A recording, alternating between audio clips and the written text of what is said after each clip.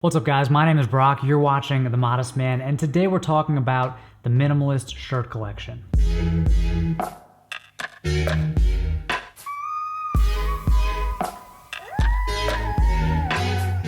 If you wanted the bare minimum number of shirts that would have you covered for any occasion, how many shirts would you need? I think the number is 11, and I'm going to go over the 11 shirts that I think every man should have in his closet. But first, why minimalism? Now, minimalism is super trendy right now, but that doesn't mean that the philosophy isn't worth exploring, especially for those of us who like to dress well. Having a minimalist wardrobe is appealing for a few reasons. First of all, it takes up less space. Second, it makes deciding what to wear much easier because you have fewer options. And third, and this one is often overlooked, it allows you to create a sort of personal uniform because you're more or less wearing the same type of thing every day. Of course, the minimalist wardrobe doesn't really work if the individual items in your closet don't work well together. And so for that reason, I recommend buying mostly neutral colors, especially for those wardrobe staples, the foundation pieces like your shirts. You know, you can always add flair and personality later on with accessories. So let's talk about the minimalist shirt collection, starting with your casual shirts. So I think at a minimum, you need 3 or 4 casual shirts. Now this includes t-shirts, polo shirts, and Henleys. To maximize versatility, the best colors are medium blue, navy, light gray, dark gray, or charcoal, black, and white.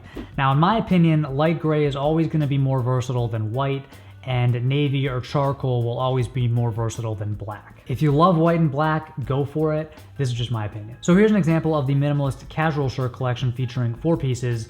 You have a crewneck t-shirt in navy, a crewneck t-shirt in light gray, a polo shirt in navy, and a Henley shirt in dark gray or charcoal. Of course, you can include different colors that are less neutral but still very versatile, like olive and burgundy. For example, here's a slightly different take on the casual shirt collection.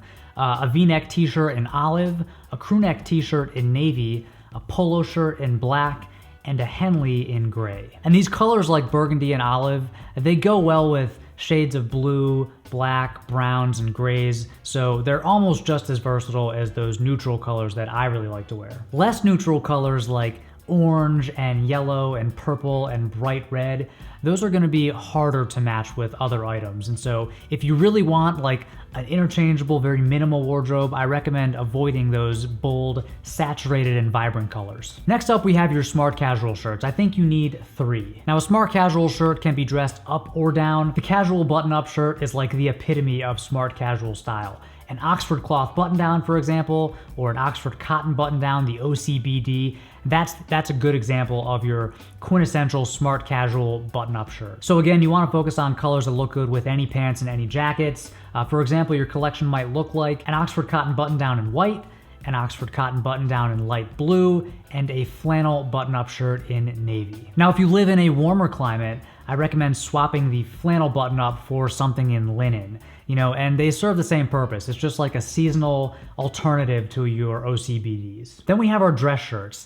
Now, depending on how often you dress up, you really don't need many dress shirts. In fact, a true minimalist could definitely get away with just having 1 white dress shirt. But I think most guys would do well to add 1 non-white option in their wardrobe. Now, you might be wondering, why can't I just wear my Oxford shirts as dress shirts? It's a good question, but typically an Oxford is a more casual shirt. It has button-down collars, a chest pocket, it has a shorter hem, a different shape to the hem, so you can wear it untucked, and it's made from heavier, more textured fabric. Now, a dress shirt, on the other hand, is made from fine, crisp fabric that's almost see-through. It's like poplin or broadcloth. It typically has a spread collar, no buttons, a clean chest without a pocket, and it has a longer length and a more steeply curved hem because it's meant to be worn tucked in. Your minimal dress shirt collection might look like this: 1 plain white dress shirt, 1 light blue dress shirt, and 1 pattern dress shirt. Now, if you do only have 1 pattern dress shirt, I recommend going with a subtle pattern like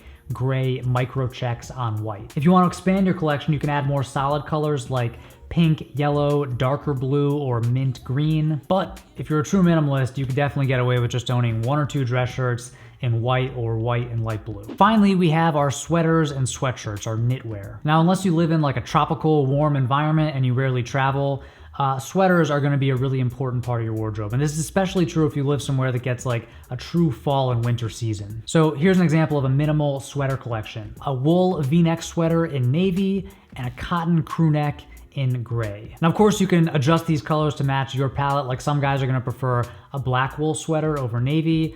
Some guys might want a cotton crew neck, like their casual sweatshirt, in blue or green instead of gray, and that's fine. Similarly, some guys are going to prefer different collar styles, like maybe instead of a crew neck, you want V-neck or quarter zip. Again, that's okay. The point is these sweaters serve a certain purpose. So your wool sweater is going to be fine. Often it's called extra fine merino wool, and it's going to be light, and typically you'd layer it over like a button-up shirt. You can wear wool sweaters on their own over like a crew neck undershirt, but if you're going to wear it on its own, I recommend going crew neck, not V-neck. If you're going to wear it over a button-up shirt, you have the option. A V-neck is going to be just a little dressier. Your cotton sweatshirt, on the other hand, is a more casual garment. It's thicker.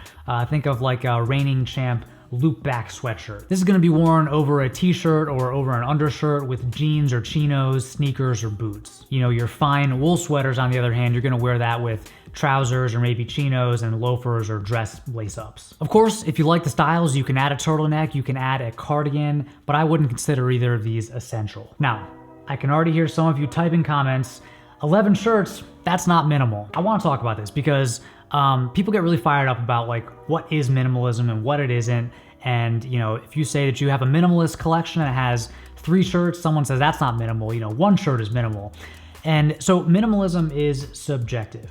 It means different things to different people, and how people interpret the philosophy and how they put the philosophy into practice varies depending on your age and your situation and your budget and a lot of other factors. You could have a lawyer who has a minimalist wardrobe, but it's going to look different than the college student who has a minimalist wardrobe. And that's okay. I don't think it matters that we all agree on the definition of minimalism.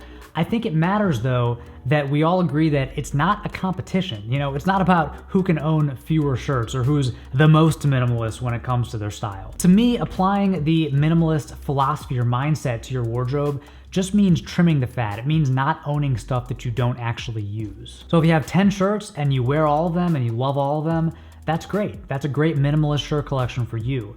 If you have 3 shirts or 33 shirts and you actually use all of them, that's great too. I think the goal is to trim the fat, to get rid of the stuff that you don't actually wear that's just taking up space and collecting dust in your closet. Be intentional about what you wear, be intentional about the wardrobe that you build, and don't get too hung up on someone's definition of what or what isn't minimal. All right, I hope you found this video helpful. If you did, please hit that like button and subscribe. It really helps out the channel. If you have any questions for me, let me know down in the comments. I'm always checking the comments.